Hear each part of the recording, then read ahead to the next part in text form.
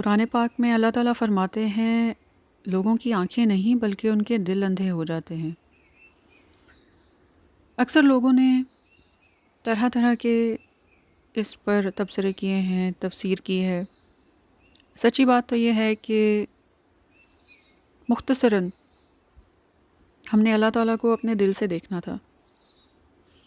آنکھیں بند کریں، سوچیں، غور و فکر کریں پوری کائنات کے اوپر، اپنی ذات کے اوپر، کس طرح سے اللہ تعالیٰ نے پوری کائنات کا نظام سنبھالا ہوا ہے، کس طرح سے اللہ تعالیٰ نے آپ کو سنبھالا ہوا ہے، مجھے سنبھالا ہوا ہے، کس طرح سے اللہ تعالیٰ نے سورج، چاند، ستارے ان سب کا نظام قائم کیا ہوا ہے، کس طرح سے اللہ تعالیٰ نے بارش، بادل، پانی، ان کی وجہ سے جو زمین سے نباتات، سبزیاں، پھل، پھول، کس طرح کی چیزیں اگتی ہیں، کس طرح سے پرندے اپنا گھر درختوں پر بناتے ہیں، کس طرح سے ہر جاندار کو اللہ تعالیٰ نے سنبھالا ہوا ہے، پالا ہوا ہے۔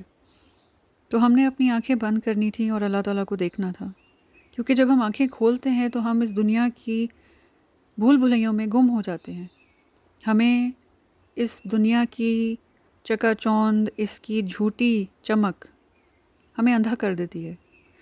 پھر ہم اللہ تعالیٰ کو نہیں دیکھ پاتے، پھر ہمیں روزانہ کسی نہ کسی دنیاوی چیز کے پیچھے بھاگنے کو کوئی نہ کوئی بھوت سوار ہو جاتا ہے ہمارے سر پہ، اور ہمارے دل میں کوئی نہ کوئی نئی سے نئی ڈیزائر پیدا ہو جاتی ہے، خواہش جنم لے لیتی ہے۔ جب ہم نئی سے نئی چیزیں دیکھتے ہیں تو پرانی چیزیں ہمیں بری لگنے لگ جاتی ہیں، نئی چیزوں کا ہمیں شوق پیدا ہو جاتا ہے۔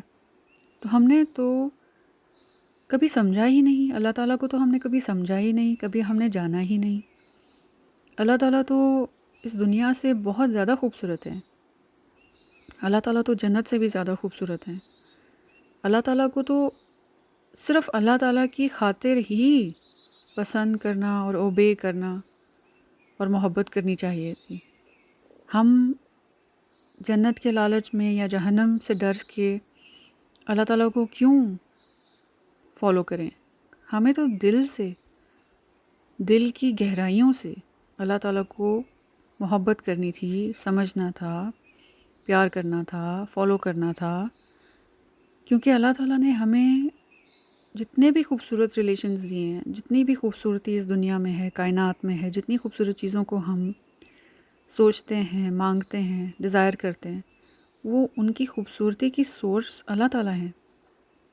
ان افیکشنز کی، ان فیلنگز کی جو اللہ نے ہمیں دی ہیں ان چیزوں سے ریلیٹڈ، اس سب کی سورس اللہ تعالیٰ ہیں۔ اللہ تعالیٰ نے وہ خوبصورتی کریٹ کی ہے، ان ایموشنز کی، ان ریلیشنز کی، جن کو ہم ہمیشہ ہمیشہ کے لیے قائم رکھنا چاہتے ہیں۔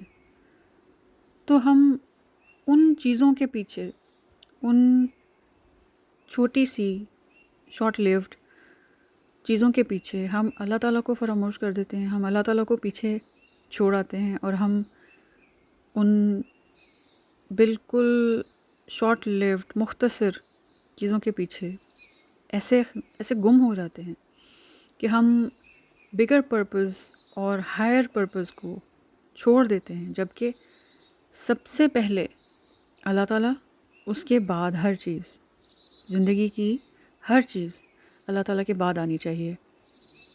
آپ جس سے بھی محبت کریں اللہ کی خاطر کریں، آپ جس سے بھی کنارہ کریں اللہ کی خاطر کریں، بلکہ کنارہ تو تب کریں جب آپ نے اپنا حق ادا کر دیا ہو اس کو اللہ کی بات پہنچانے کا۔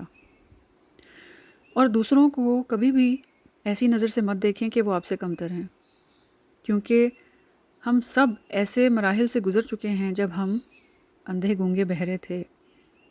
ہم سب اپنی ماں کے پیٹ میں ایسے وقت سے گزر چکے ہیں جب ہمارے کان بھی نہیں تھے، آنکھیں بھی نہیں تھیں، زبان بھی نہیں تھی، دماغ بھی نہیں بنا ہوا تھا۔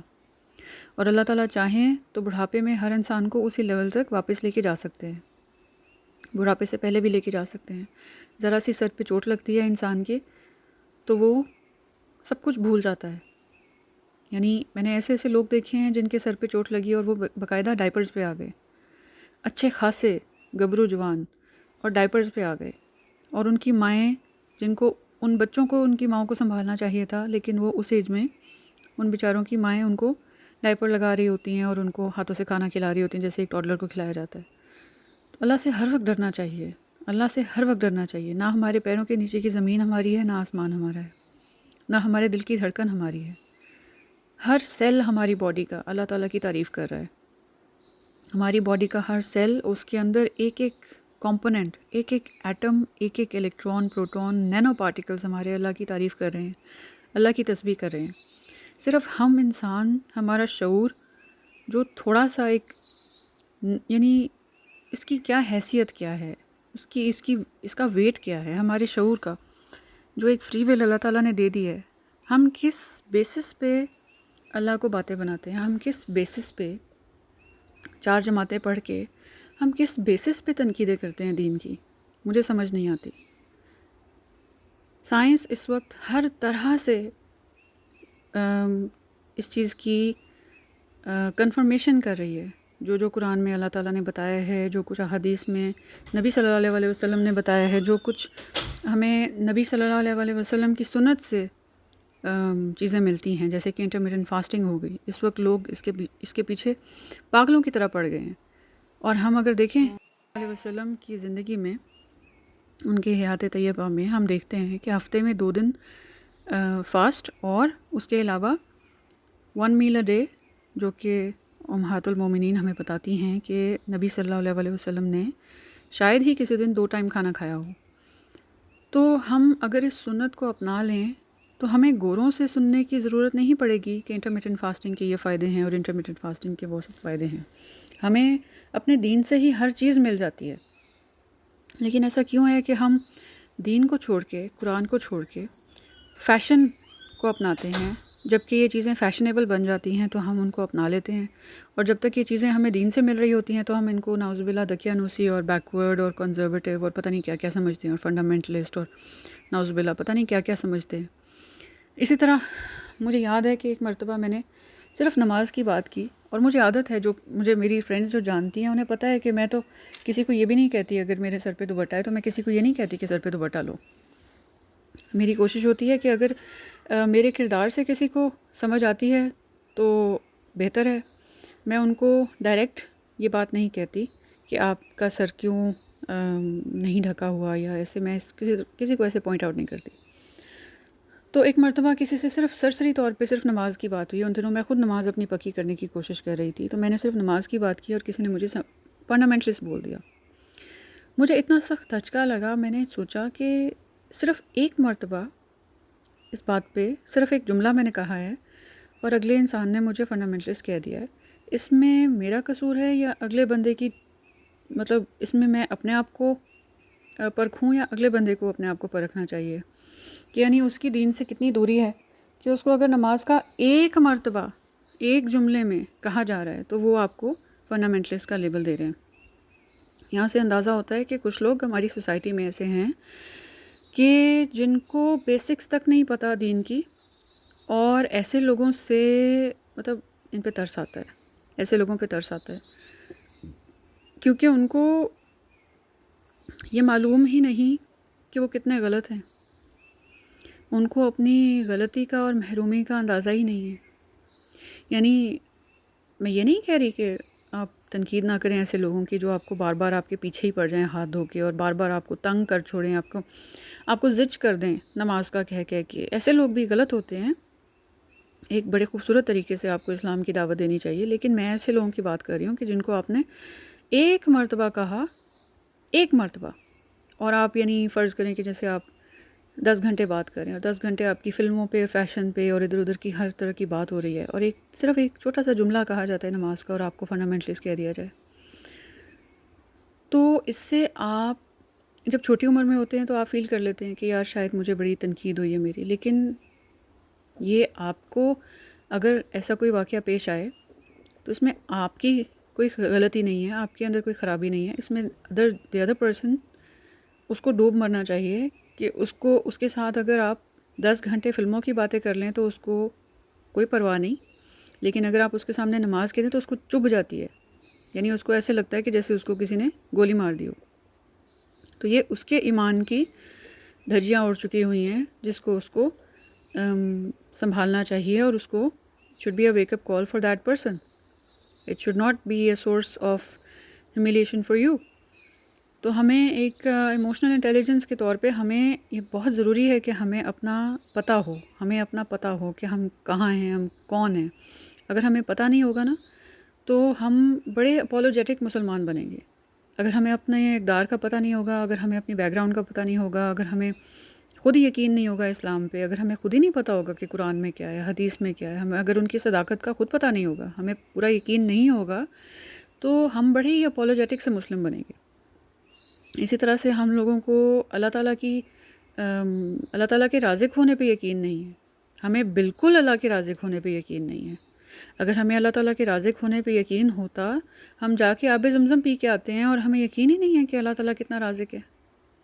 اللہ تعالیٰ کی بات ماننے والوں کے پیروں کی ایڑیوں سے اللہ تعالیٰ آب زمزم نکال دیتے ہیں، جس کو پوری دنیا پیتی ہے اتنے ہزاروں سالوں کے بعد بھی۔ ہمیں اللہ تعالیٰ کی سمجھ نہیں آئی، ہم نے اللہ تعالیٰ کی ایک بھی صفت کو پراپر نہیں سمجھا۔ ہم نے اللہ تعالیٰ کے ودود ہونے کو نہیں سمجھا، ہم نے اللہ تعالیٰ کے لونگ ہونے کو نہیں سمجھا۔ اللہ تعالیٰ تو محبت ہے، اللہ تعالیٰ پیار ہے، اللہ تعالیٰ از لو اٹ سیلف، اللہ تعالیٰ از مرسی اٹ سیلف۔ اللہ تعالیٰ ہم سے بے تحاشا محبت کرتے ہیں، انتہا درجے کی اللہ تعالیٰ ہم سے محبت کرتے ہیں۔ ورنہ اللہ تعالیٰ اپنے حبیب کو، اپنے خلیل کو اتنی زیادہ تکلیفوں سے گزارتے صرف اس لیے کہ وہ ہمیں پیغام پہنچا دیں اللہ تعالیٰ کا۔ اگر اللہ تعالیٰ ہم سے اتنی محبت نہ کرتے ہوتے تو اللہ تعالیٰ کے اتنے پیارے نبی صلی اللہ علیہ وآلہ وسلم کے نواسے ایسے بچر ہو جاتے۔ اللہ تعالیٰ ہم سے بے تحاشا، بے انتہا محبت کرتے ہیں۔ اللہ تعالیٰ ہمیں بار بار موقع دیتے ہیں، بار بار موقع دیتے ہیں، بار بار موقع دیتے ہیں۔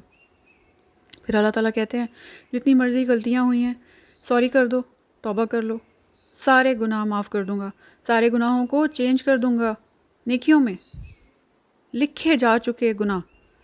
اللہ تعالیٰ فرشتوں کو کہتے ہیں ان کو بھی نیکیاں بنا دو، چینج کر دو۔